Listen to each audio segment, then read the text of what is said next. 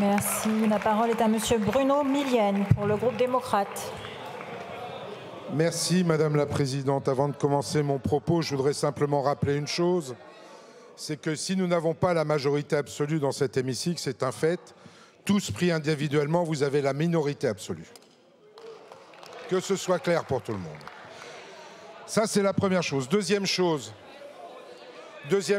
pour rappeler ce qu'a dit le président Bourlanges et que vous n'avez pas écouté, ce qui est appliqué du CETA aujourd'hui, 90% de l'accord, ne dépend pas de notre accord à nous, dépend de l'accord de ceux que vous avez envoyés au Parlement européen. Et pour eux, les socialistes et les républicains, je rappelle que eux ont voté le CETA à Bruxelles et ils sont contre aujourd'hui. Et c'est eux qui ont négocié cet accord sous Sarkozy et sous Hollande.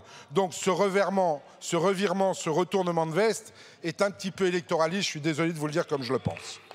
Ça, c'est la deuxième chose. Troisième chose, j'entends, Monsieur Chassaigne, et je respecte que vous ayez déposé cette PPR parce que je connais vos convictions au groupe communiste. Vous, au moins, vous êtes sur vos rails. Vous n'en faites pas un enjeu électoraliste comme beaucoup d'autres. Mais les 10% qui restent à ratifier, souffrez qu'effectivement, à l'Europe, en ce moment, des études soient menées pour qu'on puisse objectiver si cet accord est bon ou mauvais. Au jour où nous parlons, aujourd'hui, à date, il est plutôt en faveur de la France et en faveur de nos agriculteurs. Donc, dont acte, ce rapport sera rendu avant la fin de l'année. Oui, nous aurons le débat. Oui, nous aurons le débat, Monsieur Chassaigne, parce que nous aussi, nous le voulons. Parce qu'il est important que le Parlement discute de ça à la suite du vote du Sénat, qui était un vote totalement opportuniste. Pas de vos sénateurs, mais des leurs. D'accord? Et dernière chose, personne ne l'a dit, personne n'en a parlé.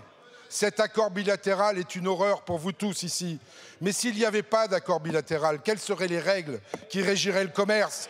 Les règles de l'OMC, elles sont nettement plus défavorables à nos agriculteurs. Alors arrêtez de raconter n'importe quoi aux Français.